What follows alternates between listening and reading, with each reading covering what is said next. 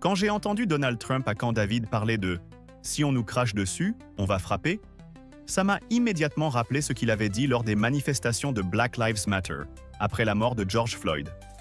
À l'époque, le chef de la police de Miami avait lancé la phrase tristement célèbre « Lorsque les pillages commencent, les fusillades commencent ».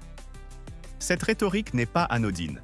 C'est un appel explicite à l'usage disproportionné de la force au nom de la protection des biens, pas des personnes. Trump le sait bien. Avec cette approche, dès qu'il y a un peu de violence, on déclare la guerre, on autorise la brutalité policière et on intimide la garde nationale, alors même que ce sont les mêmes voisins et résidents qu'on est censé protéger. En Californie, ce qui a commencé comme une protestation pacifique s'est mué en chaos parce que Trump a déployé la garde nationale illégalement, sans l'accord du gouverneur. Pour lui, c'est une stratégie volontaire. En provoquant la confrontation, on polarise et on justifie l'arrestation, l'usage de la force, voire la répression. Ce discours me ramène à un moment important de l'histoire américaine. Le mouvement Gandhi et Martin Luther King, quand la non-violence était la réponse. Ce n'est pas le moment Rodney King, où la violence policière faisait rage. Nous devons rester calmes, maintenir le cap de la désobéissance civile.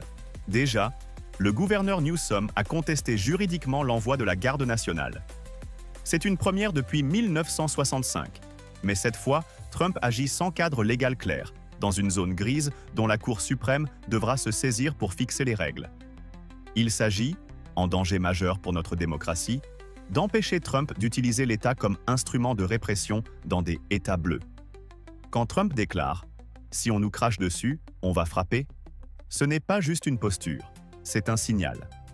Il adopte une stratégie déjà utilisée après la mort de George Floyd, transformer toute contestation en menace pour justifier une réponse violente. Ce n'est pas pour protéger les gens, c'est pour affirmer un pouvoir autoritaire.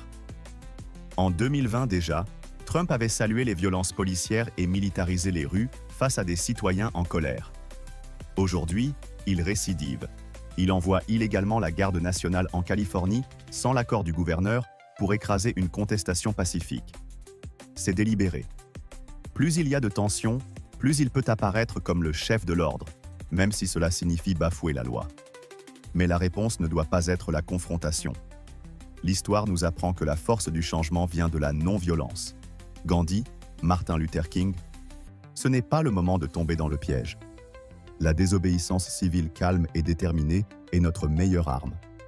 Le gouverneur Newsom a déjà engagé un recours juridique pour contester l'intervention de la garde nationale. C'est une première depuis les années 60.